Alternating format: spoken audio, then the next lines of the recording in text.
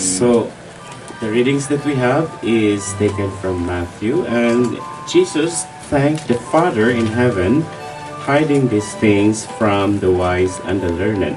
This Gospel of St. Matthew states that the wisdom of God and the mysteries of God are hidden from the proud because they know a lot, but given to the innocent and the ignorant because they rely on God. So it is a breather, no?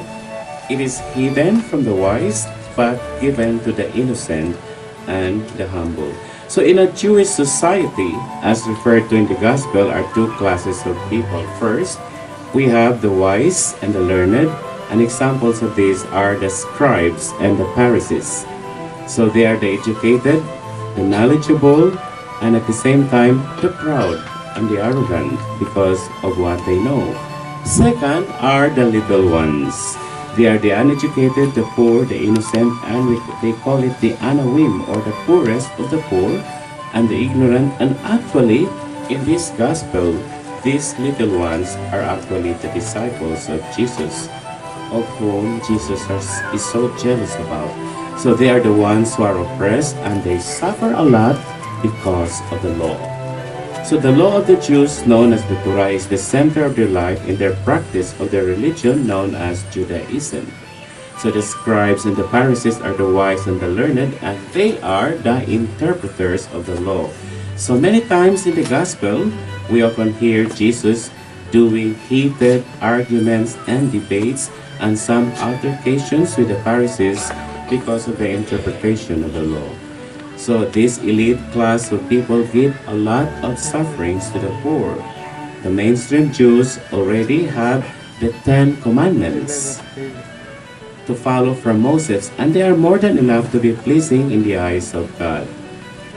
As the Jewish society developed, the laws of purification and cleansing also multiplied, and would you believe that the Jews have 613 laws, not to mention the 10 commandments, laws of purification. It is humanly impossible that they cannot transgress a single law in a single day. So at that time, to follow the law is to be holy, and so we can just imagine how difficult life is under the Jewish society in Jesus' time. And this is the burden of suffering that the poor carry in their lives, in their day-to-day living. They feel na layo kay ang Ginoo sa ilaha because they cannot follow the law, and so Jesus gives the invitation. So at the end of the gospel, sabi ni Jesus, ingon si Jesus, "Come to me, all of you who labor and burden, and I will give you rest. For my yoke is easy and my burden light." So Jesus invites the little ones who are burdened to follow Him just by simple obedience to His teachings. So the law must not be a burden to the people because man is not made for the law. It's the other way around. The law is made for man, and so the law must serve the people, not the people serving the law. So after more than 1,200 years after the birth of Jesus, Francis of Assisi arrived. If Francis was only alive, I suppose, if Francis was only alive in Jesus' time, I'm very sure that he could have been one of Jesus' disciples. Do you agree with me? Because Francis followed the gospel to the letter. There was an episode in the life of Francis about his total surrender to God. The giving of the last garments of his body is so rich with signs and symbolisms that he gives himself totally to God so that he relies totally on the providence of God. "Come to me, all who are weary, and I will give you rest. My yoke is easy and my burden is light." Kana atong mga paninguha, mga kaigsuunan, nga mulambo ang atong gamay nga mga katigayunan, musikat ko ta og gamay, daghang tao magpangita og muday kanato, daghang palakpak. Unsay gitubang niini ni San Francisco? He did the exact opposite. Gihatag niya ang tanan, imbes hakuton ang tanan. While we have the tendency to become self-righteous at times, especially if we have attained higher knowledge or education because we are educated, while we look down upon the ignorant who does not know anything, while we know a lot, we begin to justify the mistakes we did. So we cannot be wrong with what we do because there's always a reason justified for a defense. Dili na ta makahimong sayop, and in the end, we do not need God anymore. Knowledge and intelligence could harden our hearts. If we believe that we are already self-sufficient, then we do not need God anymore. We do not need salvation because we never recognize that we are sinners, because we justify every sin we commit. So in this case, God will never reveal to us His wisdom and His mysteries.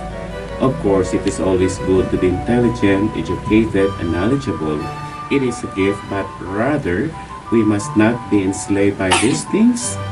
We could become slaves of the values of the world, and the consequences of this, there will be a lot of people who will suffer because we do not rectify our mistakes. God will never reveal to us His love and wisdom because we are blinded with pride and arrogance. So we can surmise that indeed, the wisdom of God is revealed to the humble heart. And foremost of the example of the humility of heart is the man whom we celebrate his solemnity today, our Holy Father Francis, the poor man of Assisi, or the poverello of Assisi.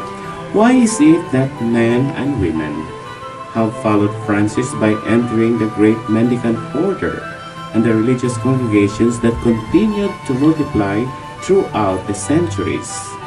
Is it because Francis was intelligent? He never was.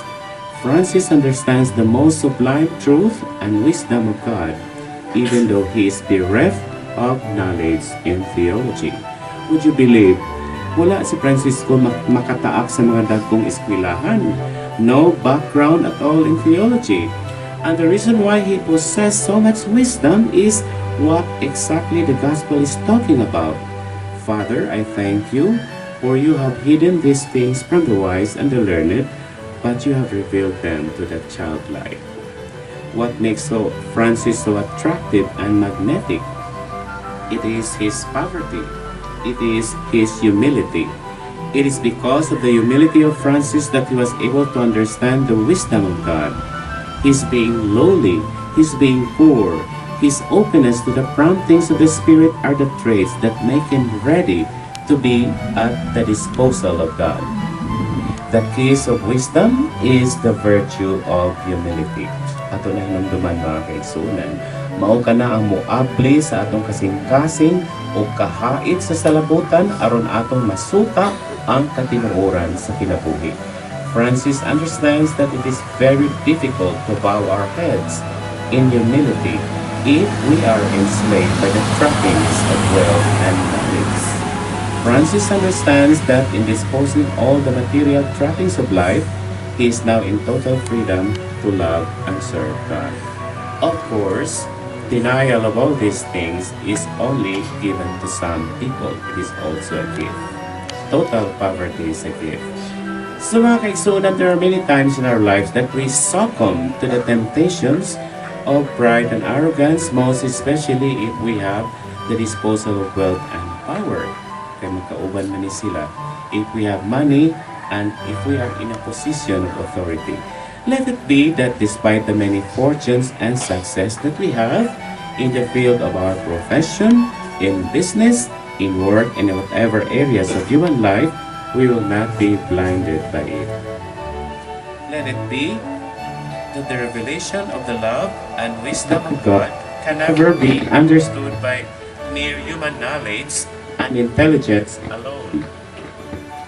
It can be revealed to us in the eyes of faith, and the requirement is a heart full of humility to be able to listen and discern the voice of the Spirit. So kuha na nato, no? Humility unlocks the wisdom of God. In this way, the love and wisdom of God will be revealed to us because we already possess such humility. God loves to share the many secrets and mysteries of His kingdom to the little ones, to the humble, to the pure, and to the lowly. Lest we forget, pride blinds us to see the beauty of the wisdom of God. So let us do the opposite, because humility is the beginning of wisdom. Let us all unlock the secrets of God through the virtue of humility.